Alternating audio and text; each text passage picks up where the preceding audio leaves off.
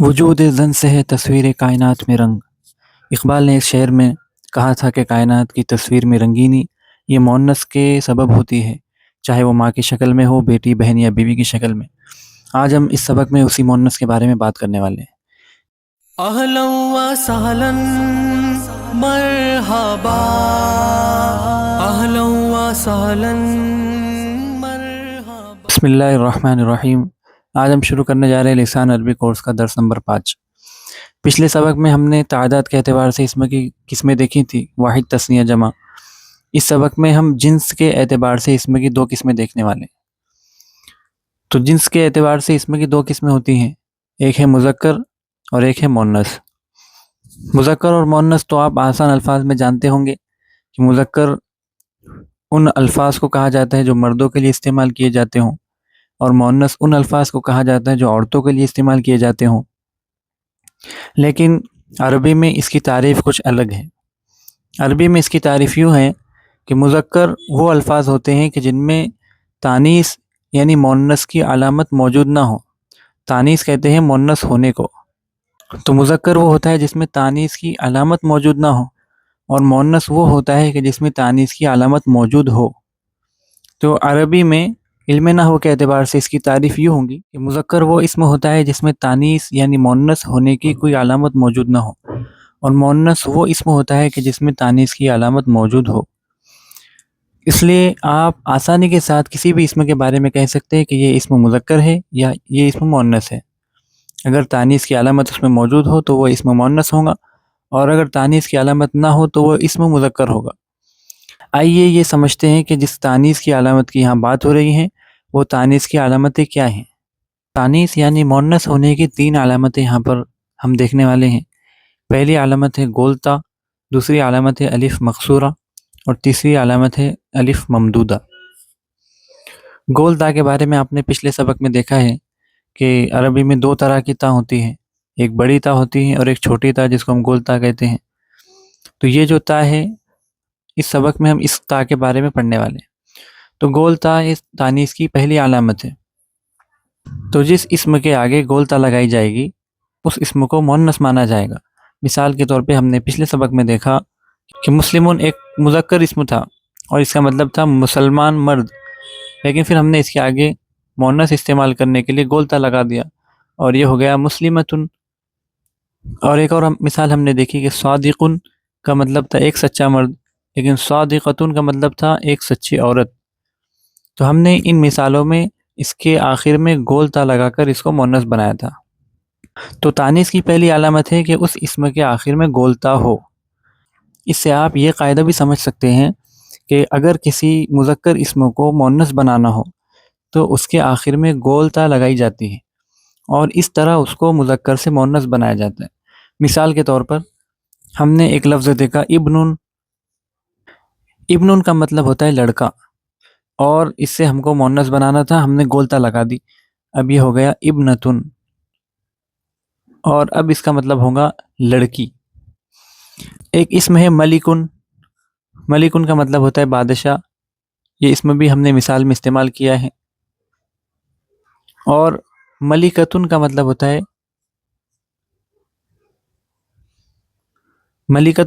ہوتا ہے رانی۔ یہاں بھی آپ دیکھیں کہ اسم کے آگے گول تا لگا کر اس کو مؤنث بنایا گیا۔ اور اس سے پہلے جو سبق میں ہم نے دیکھا کہ مسلمن سے مسلمتن بنایا گیا اور صادقن سے صادقتن بنایا گیا، تو ان تمام مثالوں میں آپ دیکھیں کہ یہاں پر گول تا لگا کر مذکر سے مؤنث بنایا گیا ہے۔ لیکن اس کا مطلب یہ بالکل نہیں ہے کہ ہم کسی بھی اسم کے آگے گول تا لگا کر اس کو مؤنث بنا سکتے ہیں، بلکہ یہ کچھ ہی اسموں کے ساتھ خاص ہے۔ مثال کے طور پر ہم نے لکھا زید، تو ہم زید یہ مذکر ہے، ہم زید کے آگے گول تا لگا کر اس کو مؤنث نہیں بنا سکتے۔ اسی طرح ہم نے لکھا قلم، تو قلم یہ مذکر ہے، لیکن ہم قلم کے آگے گول تا لگا کر اس کو مؤنث نہیں بنا سکتے۔ ہم نے لکھا کتاب، کتاب ایک ایسا اسم ہے جو اردو میں مؤنث ہے، لیکن عربی میں اس کو مذکر استعمال کیا جاتا ہے۔ تو آپ اس مذکر اسم کو بھی مؤنث نہیں بنا سکتے۔ تو اس بات کو سمجھیں کہ گول تا کا جو قاعدہ ہے کہ مذکر سے مؤنث بنانے کے لیے گول تا صرف کچھ اسموں پر ہی لگائی جائے گی، یہ ہر اسم پر اس کا اطلاق نہیں ہوگا۔ تو پھر ہم کیسے جانیں گے کہ کس اسم پر گولتا لگائی جاتی ہے اور کس پر نہیں؟ تو آپ جب ذخیرہ الفاظ زیادہ سے زیادہ عربی کی یاد کریں گے تو آپ خود ہی اس بات کو سمجھ جائیں گے کہ عربی میں کن اسما کے آگے گولتا لگائی جاتی ہے اور کس کے آگے نہیں لگائی جاتی۔ آسانی کے طور پر یہاں یہ یاد رکھیں کہ اسماء صفت جو ہے، یعنی جو اسم صفت بن کر آتے ہیں، ان کے آگے گولتا لگا کر ان کو مؤنث بنایا جاتا ہے۔ جیسے ہم نے مثال دیکھی، جمیل یہ ایک صفت ہے، جمیل سے جمیلتن اس کو مؤنث بنایا جاتا ہے۔ جمیل کا مطلب ہے خوبصورت مرد اور جمیلتن خوبصورت عورت۔ جیسے ہم نے کہا رجل جمیل، تو رجل یہ مذکر ہے، اس کے لیے اسم بھی مذکر لایا جائے گا۔ اور ہم نے کہا امرأتن، امرأتن کا مطلب ہوتا ہے عورت، تو امرأتن کے لیے یہ مؤنث اسم لایا جائے گا، امرأتن جمیلتن۔ اسی طرح ہم نے دیکھا حسن اچھی چیز کو کہتے ہیں، اور یہ ایک صفت ہے، تو اس کے آگے گولتا لگا کر اس کو مؤنث بنایا جائے گا، اور اب یہ ہو جائے گا حسنتن۔ یہ دونوں کا مطلب ہے اچھا، لیکن اس کو مذکر اسم کے لیے استعمال کیا جائے گا اور اس کو مؤنث اسم کے لیے استعمال کیا جائے گا۔ پنکھا جس کو آپ اردو میں ہمیشہ مذکر مانتے آئے ہیں، اس کو بھی عربی میں مؤنث مانا جاتا ہے، صرف اس گولتا کی وجہ سے، اس لیے کہ عربی میں پنکھے کو کہتے ہیں مروحتن۔ یہاں پر اس پورے اسم میں اس کو صرف اس گولتا کی وجہ سے مؤنث مانا جاتا ہے، اور پنکھا عربی میں مؤنث ہے۔ الصلاۃ یعنی نماز، یہ بھی عربی میں مؤنث ہے، اس لیے کہ اس کے آخر میں بھی گولتا آتی ہے۔ تانیث کی پہلی علامت یہ ہے کہ اس اسم کے آخر میں گولتا ہو، اور جیسا آپ نے یہاں پر سمجھا کہ اس میں اسماء صفت کے آگے گولتا لگائی جاتی ہے، یعنی ایسے اسم جو کسی دوسرے اسم کی صفت بن کر استعمال کیے جاتے ہیں، ہم ان کے آگے گولتا لگا کر ان کو مذکر سے مؤنث بناتے ہیں۔ تانیث کی پہلی علامت گولتا ہے۔ تانیث کی دوسری علامت ہے الف مقصورہ۔ یہاں آپ دیکھیں، یہ ہے الف اور یہ ہے مقصورہ۔ الف تو آپ جانتے ہیں الف کو کہتے ہیں، اور مقصورہ کہتے ہیں چھوٹے کو، جبکہ تانیث کی تیسری علامت ہے الف ممدودہ۔ آسانی کے لیے اس کو یوں سمجھے کہ الف مقصورہ کو کم کھینچا جاتا ہے اور الف ممدودہ کو زیادہ کھینچ کر پڑھا جاتا ہے۔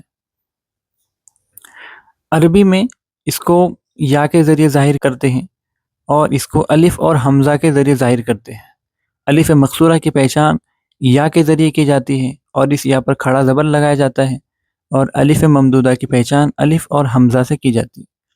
آئیے اس کو دیکھتے ہیں۔ الف مقصورہ کی مثالیں آپ دیکھ سکتے ہیں کہ جیسے صغرا کہا جاتا ہے، صغرا، صغرا ایک اسم ہے اور اس کے آخر میں الف مقصورہ ہے، یہاں پر یا ہے اور اس کے اوپر کھڑا زبر ہے، تو یہ مؤنث ہے۔ اسی طرح کبرا،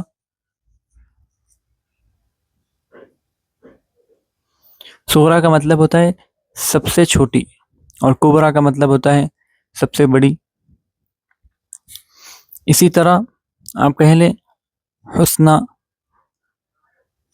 ان تینوں مثالوں میں آپ دیکھیں کہ آخر میں یا ہے اور اس کے اوپر کھڑا زبر ہے، یعنی یہاں پر الف مقصورہ موجود ہے، اور الف مقصورہ یہ تانیث کی علامت ہے، مؤنث ہونے کی علامت ہے، اس لیے یہ تینوں اسماء مؤنث ہیں۔ اس لیے آپ نے دیکھا ہوگا کہ صغرا، کبرا، حسنہ یہ عام طور پر عورتوں کے نام ہوتے ہیں۔ البتہ کچھ اسم ایسے ہو سکتے ہیں کہ جن کے آخر میں الف مقصورہ موجود ہو لیکن وہ اسم ہو مذکر، جو اسم مذکر کا ہی نام ہو۔ مثال کے طور پر موسیٰ ایک نبی کا نام ہے، تو موسیٰ کے آخر میں بھی الف مقصورہ موجود ہے۔ اسی طرح عیسیٰ، یہاں پر بھی الف مقصورہ موجود ہے، لیکن یہ دونوں اسماء یہ مذکر کے لیے خاص ہے اور مذکر کے لیے ہی بولے جاتے ہیں۔ اسی طرح یہ دونوں نام مردوں کے ہی نام ہوتے ہیں، یہ عورتوں کے نام نہیں ہوتے، اس لیے یہ دونوں اسماء مؤنث تو نہیں ہوں گے، حالانکہ اس کے آخر میں بھی الف مقصورہ ہے، لیکن ان کو مؤنث نہیں مانا جاتا۔ تو آپ قاعدہ یہاں پر یاد رکھیں کہ تانیث کی دوسری علامت ہے الف مقصورہ، اور یہ جن اسماء کے آخر میں الف مقصورہ موجود ہوں گی ان کو مؤنث مانا جائے گا، بشرطے کہ وہ اسما کسی مذکر کے نام نہ ہوں۔ تانیث کی تیسری علامت ہے الف ممدودہ۔ الف ممدودہ کے بارے میں آپ نے دیکھا کہ الف ممدودہ اس کو کہتے ہیں جس کو کھینچ کر بڑا کیا جائے، یعنی الف مقصورہ سے یہ بڑا ہوتا ہے اور اس کو ظاہر کیا جاتا ہے الف اور حمزہ سے۔ اس کی مثالیں دیکھیں، عربی میں اسم ہے حمراء، اس کا مطلب ہوتا ہے لال اور یہ بطور صفت استعمال کیا جاتا ہے۔ اسی طرح ایک اسم ہے بیضاء، اس کا مطلب ہوتا ہے سفید۔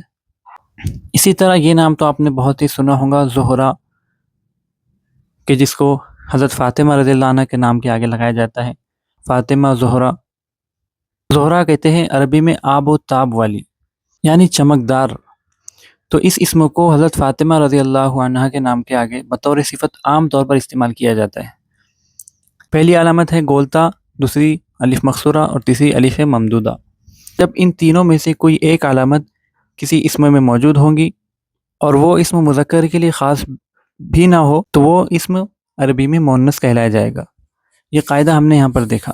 تو تانیث کی علامت اسم میں موجود ہے یا نہیں، اس اعتبار سے مؤنث کی دو قسمیں ہیں، ایک ہے مؤنث قیاسی اور ایک ہے مؤنث سماعی۔ نام سے ہی اس کی تعریف سمجھ میں آتی ہے۔ قیاس کہتے ہیں اندازے کو۔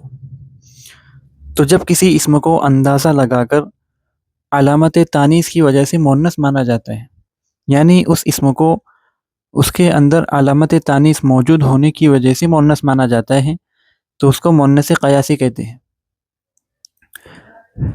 اور سماعی کہتے ہیں، سماع کہتے ہیں عربی میں سننے کو۔ تو سماعی یعنی ایسا اسم کہ جو سن کر مؤنث بولا جائے، یعنی جس کو اہل زبان سے سن کر مؤنث کہا جائے۔ تو مؤنث سماعی کی تعریف یہ ہے کہ جس کو اہل زبان بغیر تانیث کی علامت کے مؤنث مانتے ہیں۔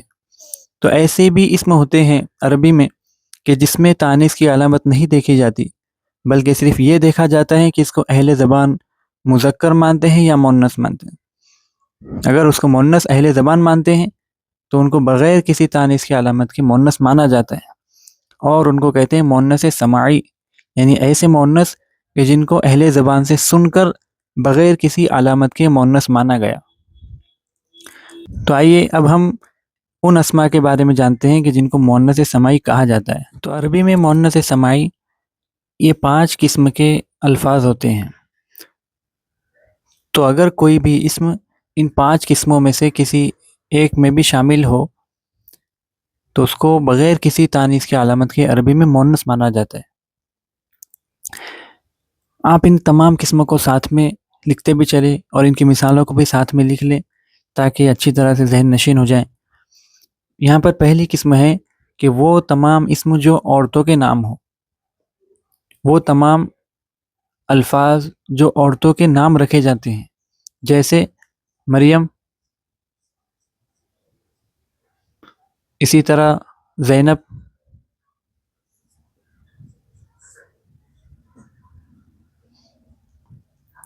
یہاں غور کریں کہ مریم اس میں نہ تو گولتا آئی ہے، نہ الف مقصور آیا ہے اور نہ ہی الف ممدود آیا ہے، یعنی تانیث کی کوئی علامت اس میں موجود نہیں ہے، لیکن اس کو پھر بھی مؤنث استعمال کیا جاتا ہے، اس لیے کہ یہ عورت کے نام ہے، اس لیے اس کو مؤنث سماعی کہتے ہیں۔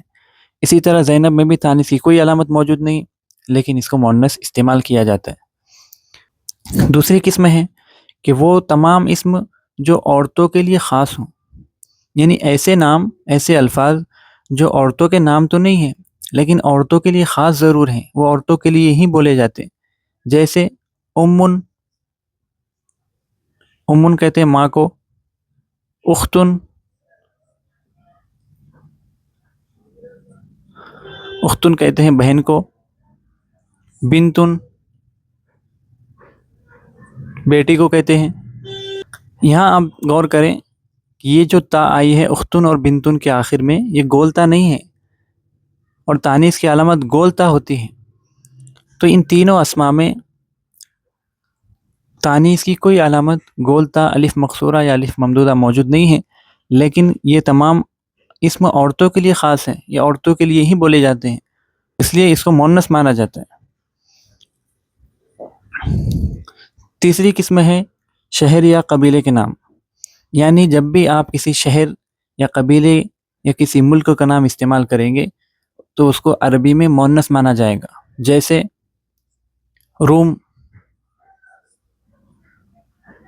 اسی طرح ہند یعنی ہندوستان، اسی طرح شام۔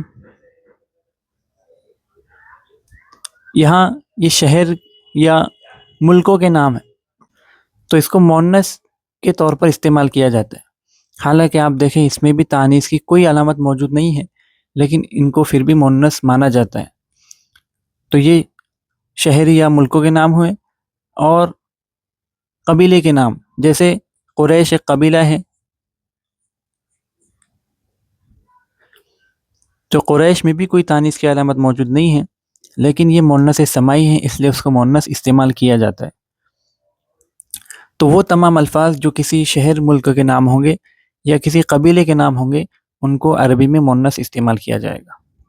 چوتھی قسم ہے انسان کے وہ اعضاء جو ڈبل ہیں، جو دو دو ہیں، ان کو بھی عربی میں مؤنث کے طور پر استعمال کیا جاتا ہے، جیسے ہاتھ دو ہیں اور عربی میں ہاتھ کو کہتے ہیں یدن، تو یدن یہ بھی مؤنث ہے۔ اسی طرح پیر دو ہیں اور پیر کو کہتے ہیں رجلن، یہ بھی مؤنث ہے۔ اسی طرح عین، آنکھیں دو ہیں۔ اسی طرح کان کو کہتے ہیں اذن۔ تو آپ ان تمام الفاظ میں دیکھیں کہ یدن ہاتھ کو کہتے ہیں، رجلن پیر کو کہتے ہیں، عین آنکھ کو کہتے ہیں، اور اذن کان کو کہتے ہیں۔ ان تمام الفاظ میں تانیث کی کوئی علامت موجود نہیں ہے، لیکن پھر بھی ان کو مؤنث مانا جاتا ہے، اس لیے ان کو مؤنث سمائی کہتے ہیں۔ اور آخری قسم ہے کہ وہ تمام اسم کے جن کو اہل عرب ہمیشہ مؤنث استعمال کرتے ہیں۔ ایسے الفاظ کی مثالیں دیکھیں، جیسے ارضن زمین کو کہتے ہیں، شمسن سورج کو کہتے ہیں، نفسن جان کو کہتے ہیں، نارن آگ کو کہتے ہیں، ریحن ہوا کو کہتے ہیں۔ تو یہ تمام مؤنث سمائی کی 5 قسم ہیں، ان کو اچھی طرح یاد رکھیں۔ ایک تو وہ اسم ہے جو عورتوں کے نام ہے، یا وہ اسم ہے جو عورتوں کے لیے خاص ہے، یا شہر، ملک یا قبیلے کے نام ہیں، یا انسان کے وہ اعضاء جو ڈبل ہیں ان کے نام ہیں، یا وہ الفاظ ہیں کہ جن کو اہل عرب ہمیشہ سے مؤنث استعمال کرتے ہیں۔ اب آپ نے مؤنث سمائی تو سمجھ لیا، اب اس کے قواعد کو سمجھیں۔ آخر اس بات کا سمجھنا کیوں ضروری ہے کہ یہ اسم مؤنث ہے یا مذکر ہے؟ اس کا سمجھنا اس لیے ضروری ہے کہ ہم موصوف صفت میں صفت کو موصوف کے اعتبار سے لاتے ہیں، اسی طرح مبتدا خبر میں خبر کو مبتدا کے اعتبار سے لاتے ہیں۔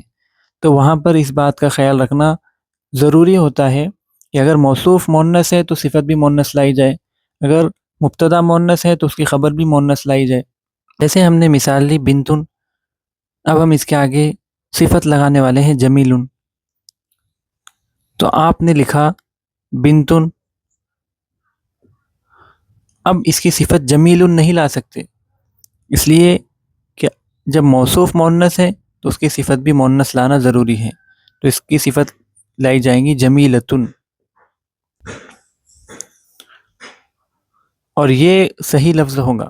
اگر آپ نے اس کو لکھا بنتن جمیلن تو یہ غلط لفظ ہو جائے گا۔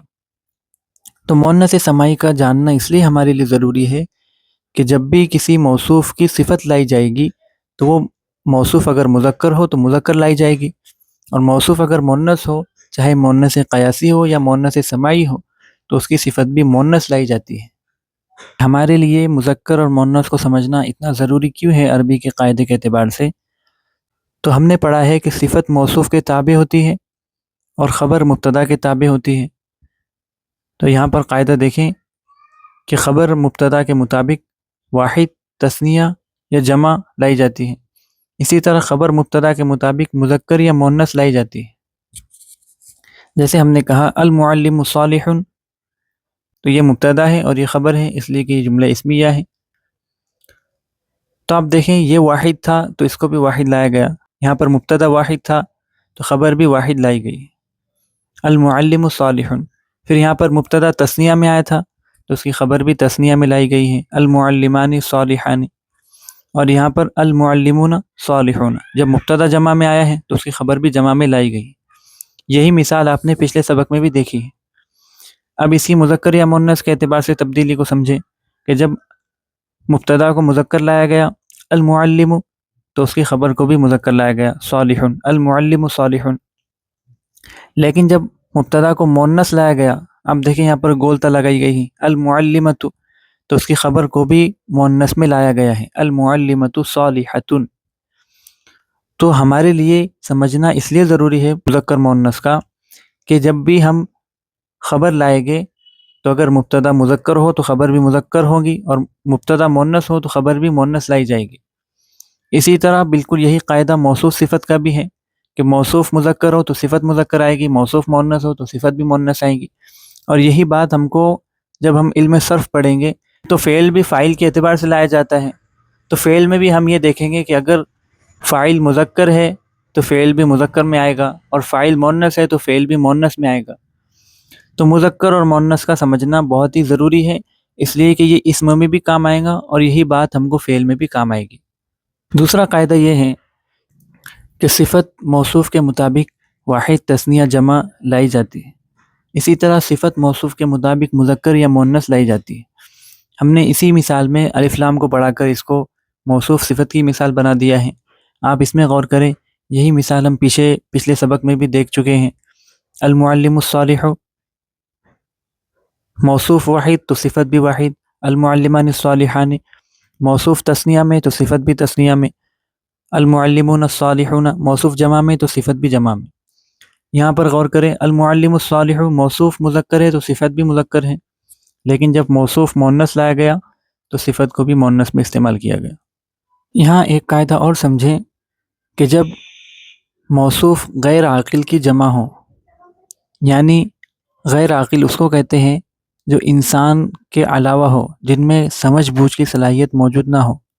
تو غیر عاقل عربی میں انسان، جنات اور فرشتوں کے علاوہ ہر چیز کو غیر عاقل مانا جاتا ہے. تو جب بھی موصوف غیر عاقل کی جمع لائی جائیں گی تو صفت اور خبر واحد مؤنث لائی جاتی ہے. جب بھی غیر عاقل موصوف بنے گا اور اس کی جمع لائی جائے گی تو اس کی صفت یا خبر کو واحد مؤنث میں لایا جائے گا. اس کو مثال سے یوں سمجھیں، جیسے ہم نے کہا الحیوانات، حیوان جانور کو کہتے ہیں اور یہ اس کی جمع ہے حیوانات. تو یہ غیر عاقل ہے اور غیر عاقل میں یہ جمع بنی ہے، تو اب اس کی صفت کو واحد مؤنث میں لایا جائے گا. تو ہم نے کہا الحیوانات الصغیرہ، تو یہاں آپ دیکھیں کہ اس کی صفت واحد مؤنث لائی گئی ہے اور اس کا ترجمہ ہوگا چھوٹے جانور. اسی طرح ہم نے کہا الحیوانات الکبیرہ، اس کا مطلب ہو جائے گا بڑے جانور. یہ موصوف صفت کی مثال ہے. اگر ہم نے ان کو مبتدا خبر بنایا تو یہ ہو جائے گا الحیوانات صغیرۃ، کہ جانور چھوٹے ہیں. تو یہاں آپ مبتدا خبر بنا کر بھی دیکھ سکتے ہیں. قرآن پاک سے اس کی مثال دیکھیں تو سورہ قیامہ میں اللہ رب العزت کا ارشاد ہے وجوہ یومئذ ناظرہ، کہ اس دن بہت سارے چہرے تر و تازہ ہوں گے، الی ربہا ناظرہ، اور اپنے رب کی طرف دیکھتے ہوں گے، دیکھنے والے ہوں گے. یہاں آپ دیکھیں کہ وجہ چہرے کو کہتے ہیں اور یہ غیر عاقل ہے، تو یہاں پر وجوہ اس کی جمع لائی گئی ہے. اور ہم نے پڑھا کہ موصوف غیر عاقل کی جمع ہو تو صفت اور خبر واحد مؤنث میں لائی جاتی ہے. تو یہاں ناظرۃ جو واحد مؤنث میں لائی گئی ہے، اور اس کی اگلی آیت میں ناظرۃ یہ بھی واحد مؤنث میں لائی گئی ہے.